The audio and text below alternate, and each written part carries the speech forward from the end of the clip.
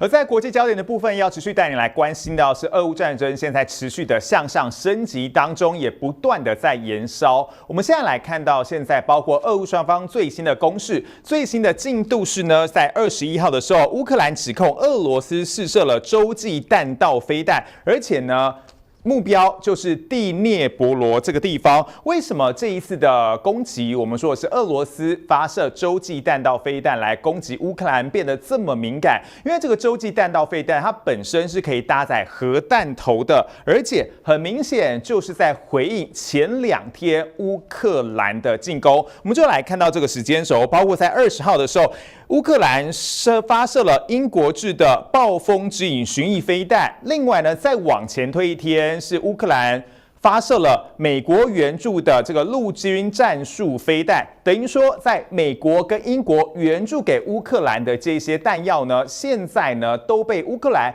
拿来攻击俄罗斯的本土，当然已经踩到了俄罗斯的底线。但是不同国家针对这件事情是怎么样的回应呢？包括是乌克兰的国防部长说，现在正以一切的手段来保卫国家。另外，在英美两国的态度方面，相对来说就比较保守一点点了。包括英国的首相施凯尔就说，这个发言人转述是不予置评。另外呢，在美国国防部的发言人是拒绝评论是否提供协助导航。不过不管怎么样，现在包括乌克兰的种种举动，特别用到美英两国所制造的飞弹，明显踩到俄罗斯的红线，所以大家也很想知道俄罗斯到底会怎么样回应呢？我们先来看到泽伦斯基在之前就似乎已经暗示过要发射英美制的飞弹，因为他曾经说过要把飞弹将证明自己的存在。另外呢，在这个普京的部分，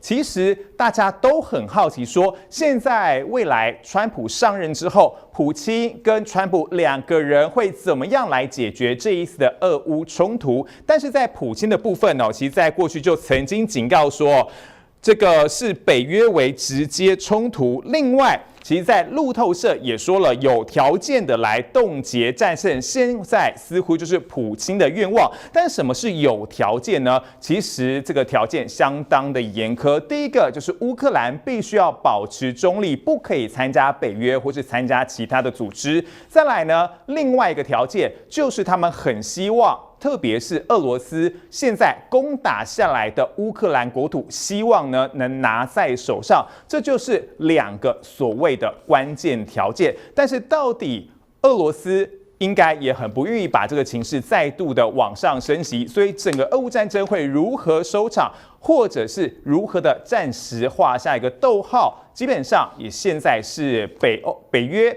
还有美国以及各个国家都非常关注的。不过我们要再回头来看到这个洲际弹道飞弹的确也让俄罗斯展现它的核威慑实力，但专家研判说，这是一枚刻意卸除核弹头的这个飞弹，所以目前没有核战升温的风险。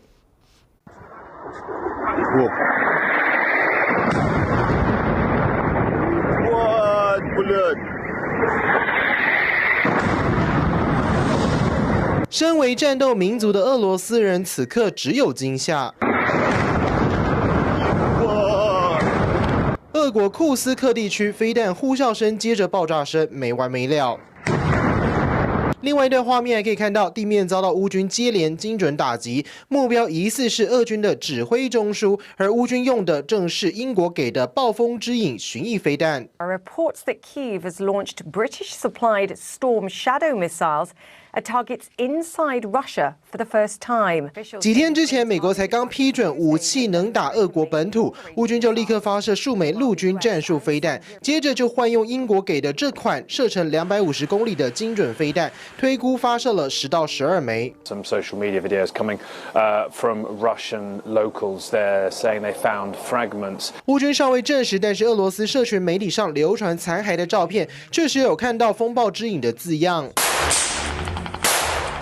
Ukrainian special forces fighting up close and taking prisoners. Rare footage of them still inside Russia's Kursk region. 乌军似乎想借着战术打击拖延俄军收复库斯克的速度，保住这乌克兰少有的谈判筹码。Hoping it will do. They're hoping that it will break the Russian spine and that they will pull out. That seems relatively unlikely, I have to say. But the Ukrainians are desperate, and they will do all that they possibly can with however little that they have.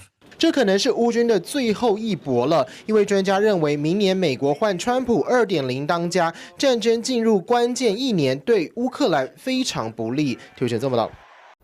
不过，俄罗斯为何有恃无恐呢？恐怕就是背后还有援军的加入。我们之前其实就已经帮大家报道过，这个朝鲜的士兵加入到了俄国的军队里头，但现在有更多的细节要告诉大家，包括是韩国的《民族日报》引述了韩国国情院的说法，说这个北韩朝鲜士兵11000名的士兵呢，被部署到俄罗斯的库斯克这个地方，其实也被乌克兰所这个攻击还有占领，所以说他们把这个北韩的士兵派遣到俄罗斯的库斯克，就是希望可以把这个俄罗斯的土地再拿回来。但是他们被编入的是俄罗斯的这个空降旅，还有海军陆战队，不止人的方面大力挹注，包括在军火的部分呢，北韩也是着力甚深，成为俄罗斯最强的后盾。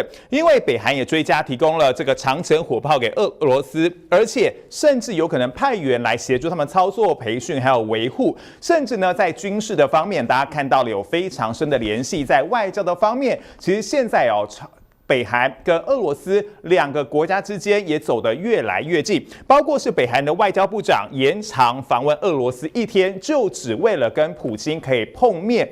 虽然是一个非正式的碰面，但是呢，其实已经很明显，希望把这个朝鲜跟俄罗斯关系再度延长。现在更有最新的消息指出，韩国的国情院认为说，接下来金正恩有可能带到俄罗斯去，会不会跟普京再度见面？当然还要持续关注。但现在全球已经显然针对乌战的不断升温，大家很担心有没有可能这个原本只是俄罗斯跟乌克兰之间的冲突，衍生变成第3次世界大战，甚至呢新的核子战争呢？现在大陆的国家主席习近平跟美国的总统 Joe Biden 2个人已经达成共识，说要由人类来控制核武，而不是交给人工智慧，也就是我们一直提到的 AI 来进行控制。还有呢，就是他们也呼吁川普上任前夕，习近平其实也开始积极的布装，刻意到了巴西去拔掉了美国的后院。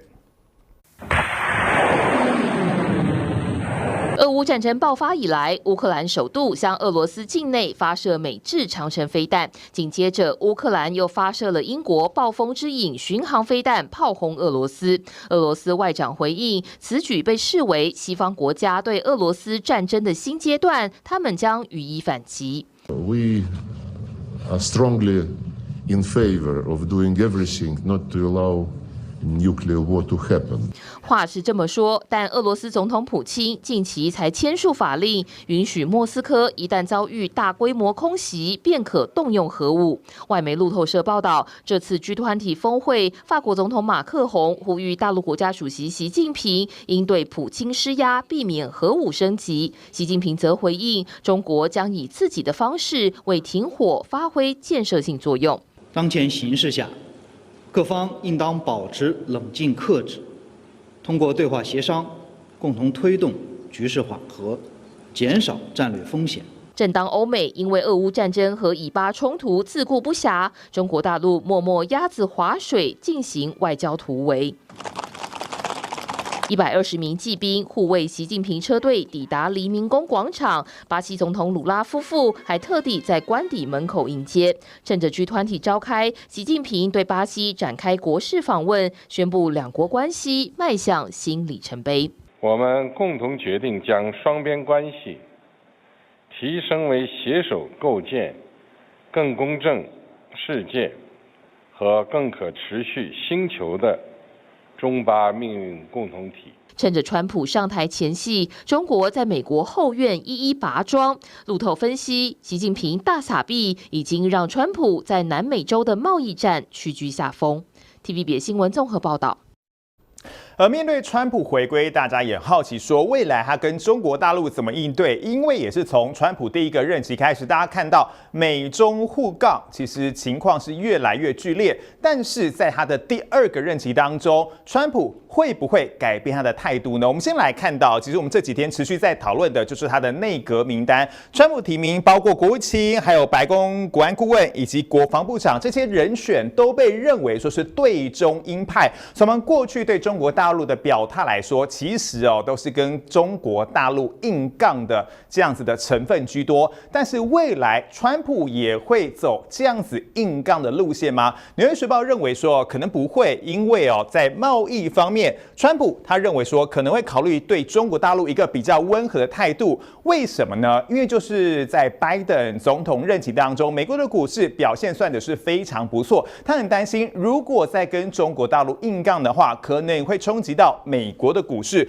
所以说，以纽约时报的分析来讲，他说川普会更重视的是交易，就是你给我什么，我给你什么，而不是意识形态的对抗。这就跟他的第一个任期差非常多了。再来要来看到是他点名的商务部长也说了，他支持的是更有针对性的一个关税措施，而不是全面的加征关税。因为我们也记得说，川普在竞选的时候，其实包括他的竞选团队跟他的自己，都用非常强硬、全面加征关税的这样子的政治口号、竞选口号来说，包括是对中国大陆要加征60%的关税，而且全面性的所有商品。但是呢，针对商务部长的说法来说，他是希望更有针对性，等于说不是这种广泛性的、全面性的。为什么呢？因为他也认为说，应该说川普其实还是想跟中国大陆来进行交易。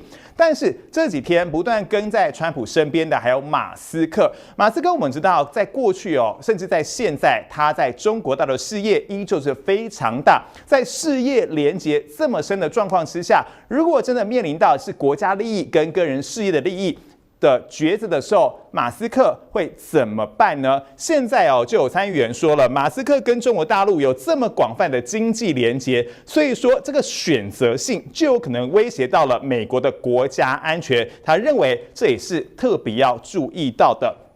不过我们也知道，马斯克马上要执掌的是美国的效率部。他认为什么是有效率的政府呢？或许从他最近的投书媒体的文章，你就可以发现到，他认为说，第一个你要够勤快。如果今天你是美国的公务员的话，你要一周至少上班5天，不能远距离办公，通通都要进办公室。还有，他也砍掉了美国的年度预算，他预计呢1年就要砍掉了$2兆，甚至他希望这些所有的目标都能在2026年达标，送给美国建国250周年的礼物。The Department of Government Efficiency is going to fix that. 准备扛起政府效率部重责大任的马斯克，到底会怎么做？最新曝光3大招。马斯克和拉马斯瓦米周三在《华尔街日报》发文，将朝3个方向改造联邦政府，分别是撤销法规、降低成本以及减缩政府。其中第3招，马斯克特别给出指示。His Department of Government Efficiency could push to end remote work for the 1.3 million federal employees approved to work from home, saying, quote, requiring federal employees to come to the office 5 days a week would result in a wave of voluntary terminations that we welcome. 若公务员不愿到办公室上班，马斯克欢迎他们随时走人。事实上，早在疫情时，这个商界大佬就对居家办公很有意见。In leaked emails sent to Tesla's executive staff, Elon Musk told them, if you don't show up, we will assume you have resigned. 马斯克先前还设立 KPI， 要将政府年度预算$6.5兆中狂砍$2兆，期望在2026年前达标，当作送给美国建国250周年的纪念礼物。川普新内阁中不乏许多对中鹰派人士，但马斯克和中国大陆关系紧密，尤其特斯拉半数汽车是在中国制造。This is the classic conflict of interest with having someone like Elon Musk in politics. He's not a politician. 川普预告将对大陆进口货物课征60%或更多的关税，这也将成为特斯拉生产的绊脚石。一边是自身利益，另一边则是美国利益，两边遇上冲突时，马斯克会怎么做？美国人民都很关注。TVB 新闻走不到。不过，川普不止语不惊人死不休之外，同时大家对他的内阁名单人选也一旦有非常多的好奇，甚至有相当多的疑问。现在大家最好奇的就是他的司法部长人选，他选定了这个盖茨，未来要提名他，所以记者看到川普也问他说：“你考虑要把他换掉吗？”为什么呢？因为他现在卷入的是买春的疑云，而且呢，美国众院的道德委员会还没有公布调查报告，理由是内容不太完整。但是问到川普，你有打算要换掉这个提名的人选吗？他似乎完全不考虑。被问到是否照常提名卷入买春丑闻的盖茨当司法部长，美国总统当选人川普态度坚定。Mr. President, are you reconsidering the nomination of Matt Gaetz? No. 已经请辞众议员的盖茨遭控染指未成年少女，还涉嫌吸毒，到底真相如何？众院道德委员会这样说。Report actually done at this point? The report is not complete. And so, how could you possibly release it if it's not done? That is something that we will be talking about today. 强调报告的内容还不完整，暂时不公开。不过预计12月5号会重新讨论。I'll be honest with you, I've been focused on what we got to do to reform the Department of Justice. Are you confident you can get confirmed by the Senate? Do you feel like it was a great day? 盖茨本人面对记者追问也是避免多谈。共和党内杂音越来越多，认为就算是同党也该做好把关。But a senator's job is not to do what the president of the United States, even if they are in the same party, tells them to do. A senator's job is to be a check and balance on the executive, not just a check and balance on the executive of a different party. 川普最新又选出毫无外交及国安经验的前代理司法部长惠塔克当驻北约大使。So we've seen such appointments before, but it is true over the last 20 or plus years, our ambassadors to NATO have had significant national security experience or significant political experience, like former senators. 这个选择也令各界跌破眼镜。川普另外选出助选有功的前密西根众议员胡克斯特拉当驻加拿大大使，但在声明中，川普刻意重提自己任内用美墨加协定取代原本糟糕的北美自贸协定。显然，川普最在意的还是该区的贸易话题。以新闻综合报道。你能想象吗？未来 Google 跟 Chrome 呢可能会出现分家的情况，到底为什么？主要还是跟美国法院认为说 Google 在这个市场实在太过垄断有关系。包括呢，美国裁定 Google 维持这个垄断地位已经长达10多年了哦，所以司法部就建议法官要批准多项惩处，当中一项影响大家最深刻的就是搜寻引擎 Chrome 呢，这个软体要防止这个 Google。必须要出售这个 Chrome， 防止 Google 透过它强势的搜寻引擎继续的来压制这个其他对手的竞争。另外，包括是 YouTube 还有其他的 AI 工具 ，Google 的也被点名，而且同时也希望禁止这个 Google 偏袒自家的服务。如果真的获准的话，批准的话呢，半年内就要把 Chrome 给卖出去。另外，包括在 Google 的部分，其实现在还是可以上诉的，所以到底未来怎么演变呢？恐怕还需要多一点时间来进行观察。不要来看到是辉达的财报哦，在周3的时候，它盘后公布财报，这个收益是超出预期，净收达到351亿美金，年增来到了94%。但是第4季的表现如何呢？投资人似乎还是大多看坏，所以也影响到了他们的股价。但反而是这个微软非常看好，认为辉达的好表现会一路持续到2025。美国道琼工业指数周3开盘之后，股价几乎没有变动。一方面是乌俄战争、地缘政治紧张情势升高，二方面等的是这件事。Revenues, in fact, nearly doubling. Yes, you heard me right, compared to a year ago. Shares, however, a little softer in after-hours trade. We perhaps chalk that up to some disappointment. 没错，就是 AI 晶片龙头辉达第3季的财报。盘后，辉达公布第3季财报，季营收达351亿美金。虽然高于市场预期，但相较于前3季，成长似乎有趋缓迹象。I think we're looking at a $4 trillion market cap into 2025. I believe this is a stock that's up tomorrow. 尽管专家对辉达的未来还是充满信心，不过盘后公布的财报让辉达股价跌幅一度超过5%。其实辉达在公布第2季财报时，同样出现营收增加，但盘后股价重挫8%的状况。includes our deep partnership with NVIDIA, which of course spans bringing their own workloads, whether it's Omniverse or DGX Cloud onto Azure. 还好，在刚结束的微软年度大会上，微软宣布将扩大和辉达的结盟，还展示多项新产品的整合。Because their GPUs are the new oil and gold. I think get the popcorn out. I think this is a tech rally that continues into holidays. 作为 AI 晶片的领头羊，专家认为辉达业绩的好表现还会持续到2025年。TVB 的新闻早报道。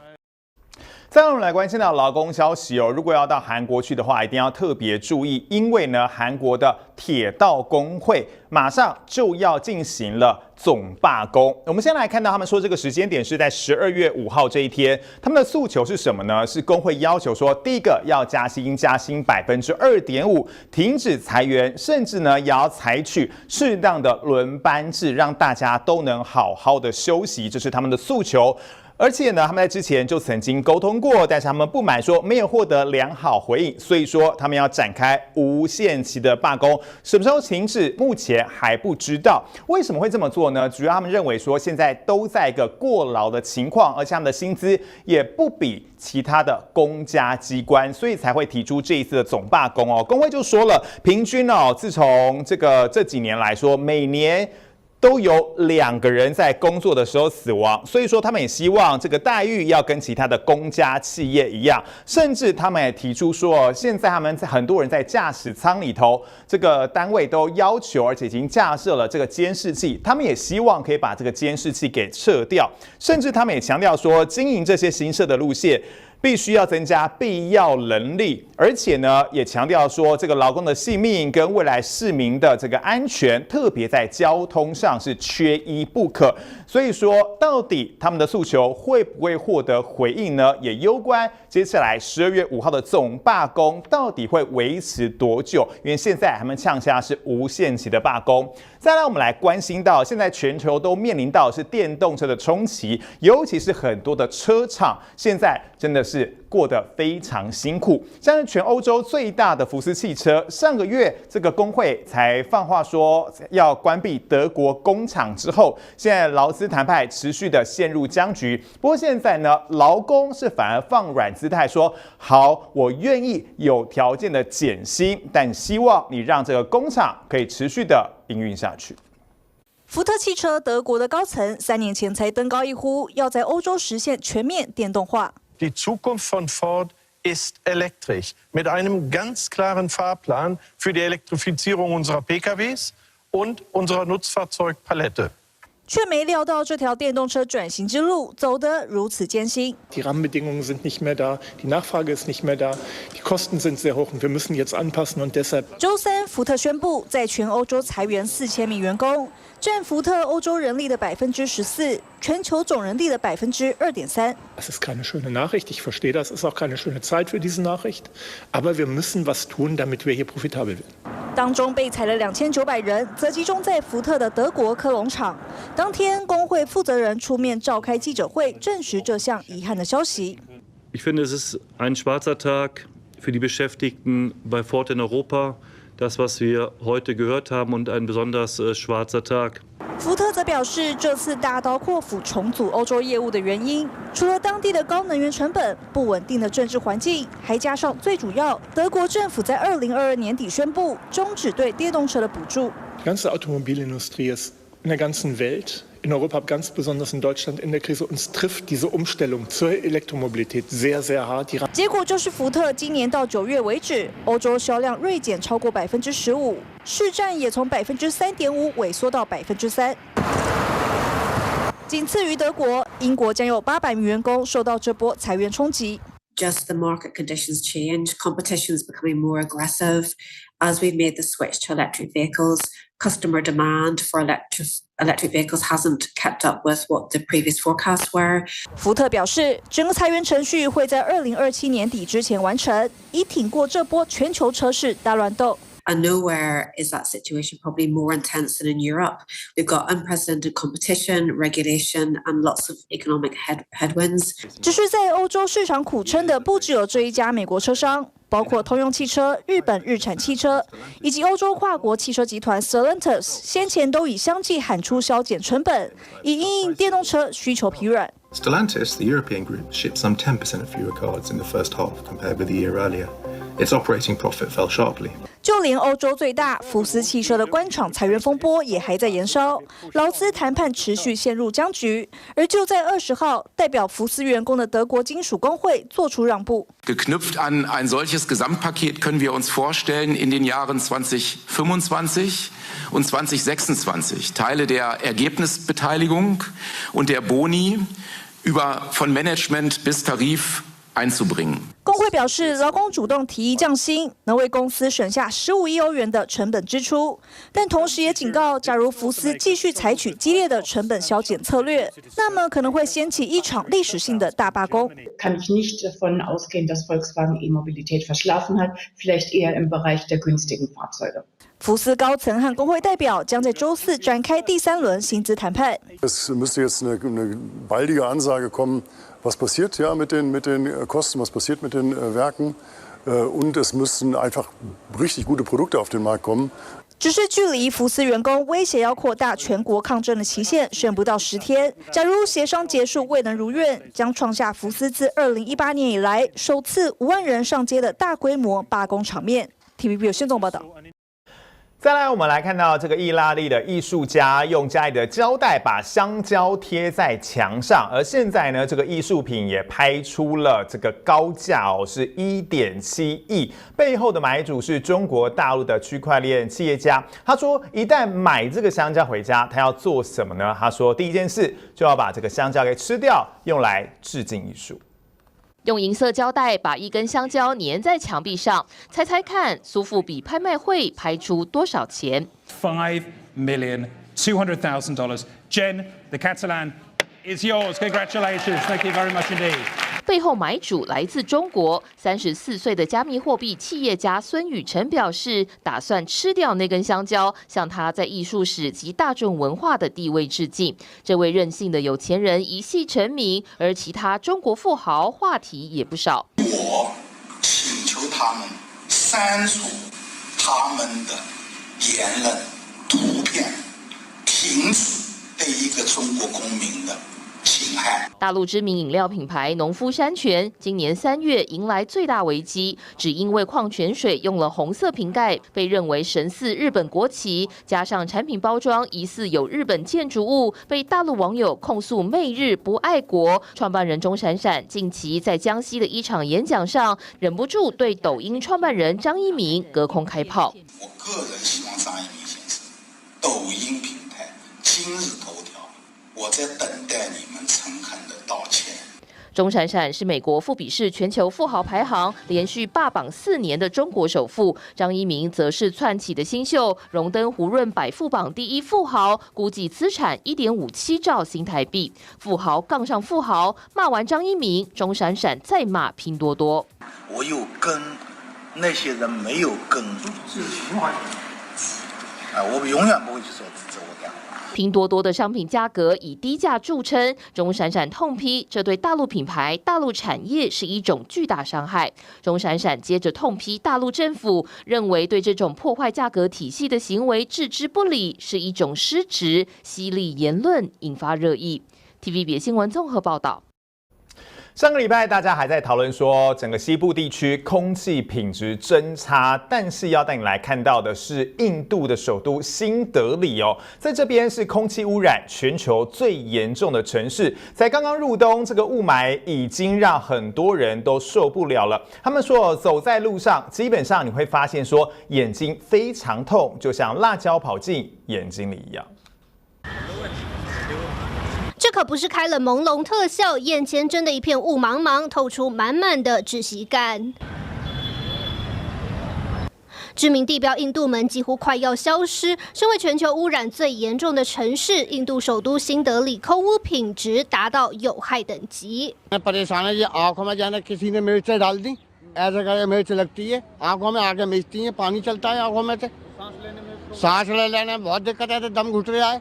市民出门就像在接受酷刑。随着冬天来临，空污更加恶化，当局宣布整个印度北部进入医疗紧急状态。Our classes have been suspended, and now we have been shifted to online classes, which is basically goes back to our lockdown. 新德里当局率先宣布在家上班上课，时光像是倒转回疫情时代，就连动物园能见度极低，动物几乎快跟背景融为一体。其中一个德里地区空污来源，就是因为邻近地区的农夫为了快速清理田地，准备下一季播种，焚烧农地。क्यों? इसलिए क्योंकि देश भर में पराली जल रही है。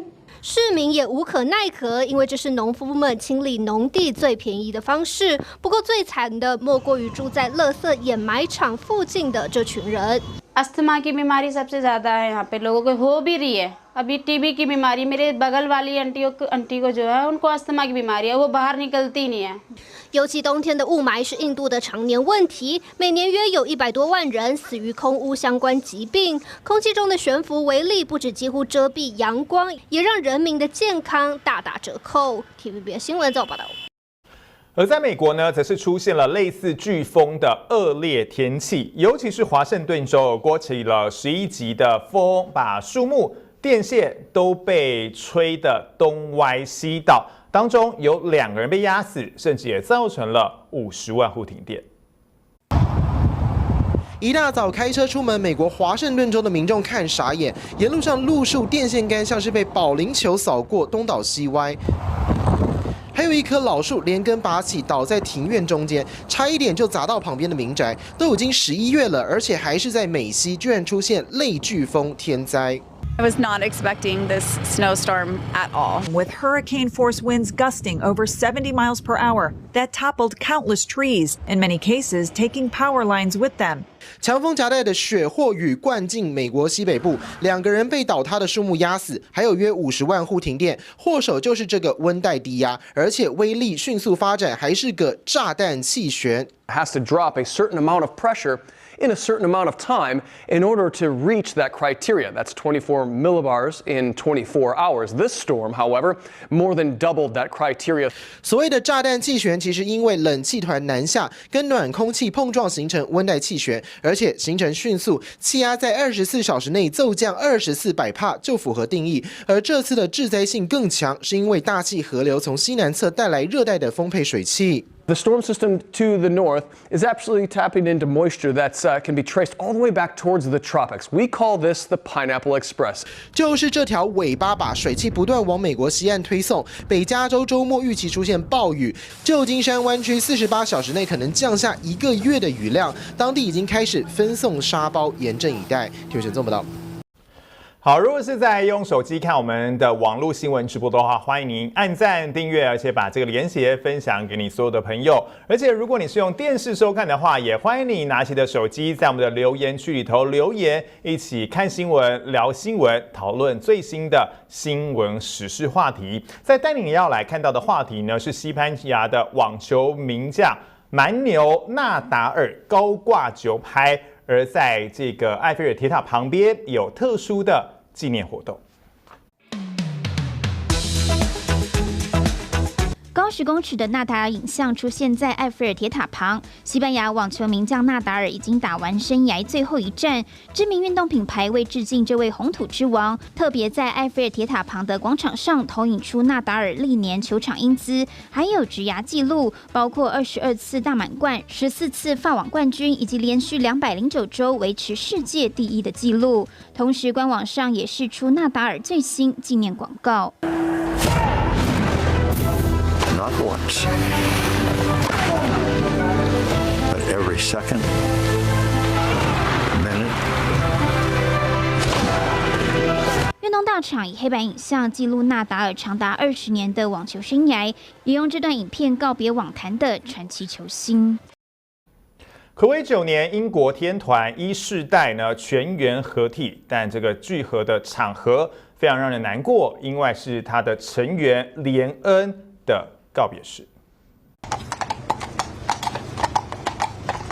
白色马车缓缓驶入，车顶上还有红蓝色玫瑰点缀。一世代成员连恩上个月在阿根廷布宜诺斯艾利斯坠楼身亡，时隔1个多月举办告别式。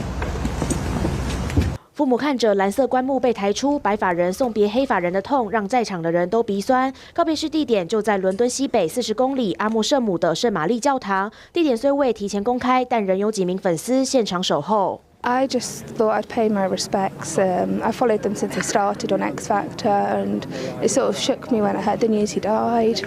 粉丝含泪相送，一世代其他4位成员也来到现场。这也是自2015年赞恩宣布退团后，时隔9年5人终于重聚，没想到却是在这样生离死别的场合。哈利离场的时候被发现哭到鼻子红肿，而连恩的检验结果日前也出炉，证实他死于多处外伤及内出血。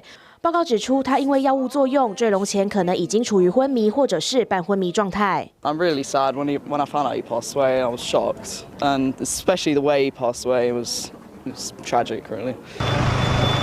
最后，众人将连恩的棺木放上车，为他送上最后一程。不过，有关连恩的死亡调查仍在进行中，有3人被以遗弃致死、供应和协助使用毒品等罪名遭到起诉。涉案人士包含事发前陪同连恩的人、涉嫌提供药物的人，还有1名酒店工作人员。粉丝也希望真相能够尽早出炉。TVBS 新闻周一峰、沈寿综合报道。来看看日本的传统活动——扶南赛跑。一声令下，大约几10位民众随着热闹鼓声往前冲刺。这里是群马县的桐生西宫神社，当地举办第一次扶南赛跑，从神社参道一路冲到本店，大约230公尺的路程。对许多跑者来说，途中最大的难关就是大量阶梯。可以看到有人一度脚软摔倒，而第1名的男性上班族，32岁的青木大贵先生，是咬紧牙关爬上楼梯，成功夺下今年扶南的头衔。与众不同的是，桐生西宫神社还有举办腐女赛跑，许多民众为了争夺这个史上第1个腐女头衔，全力冲刺。其中一直处于领先地位的是这位高二生，16岁的木户胡白同学，与第2名甚至拉开很长一段差距。最后他也不负众望，拿下腐女头衔。有趣的是，木户同学可是学校田径部的部长。周りの人とかいつも支えてくれてるお母さんお父さんとか部活の仲間にみんなで健康に楽しく過ごしたらいいなと思ってます。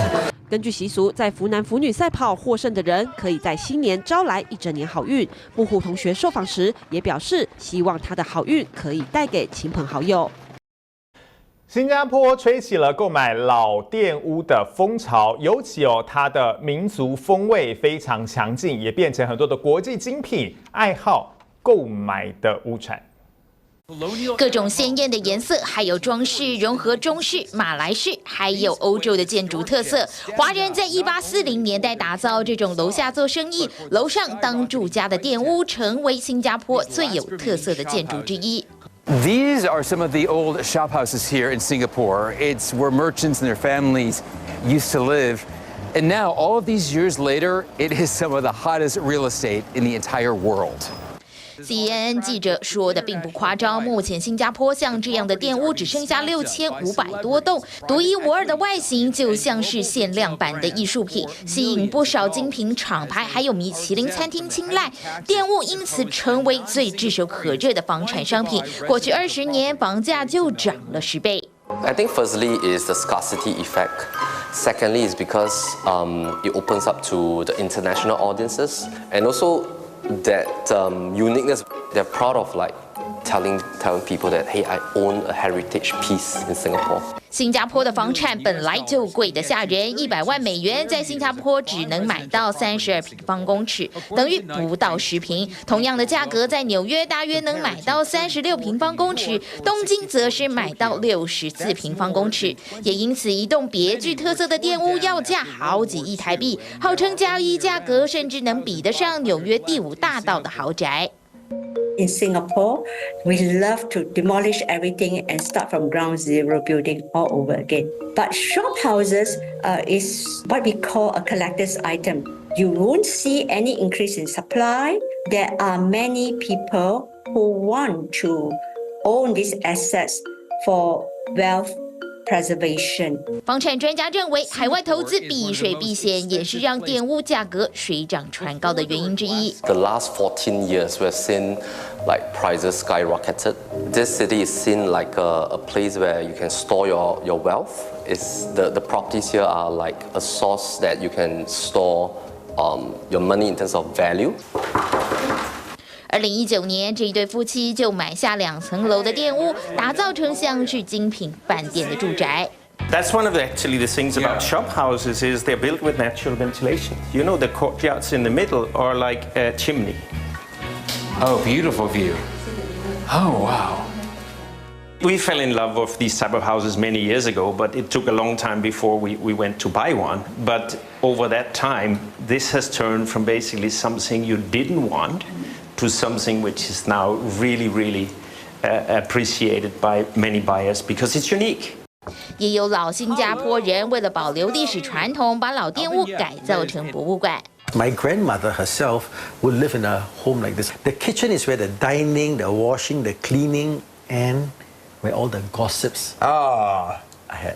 And so for me, it's very meaningful and very nostalgic to have that part of old Singapore that we try to keep and try to retain. For I can't help falling.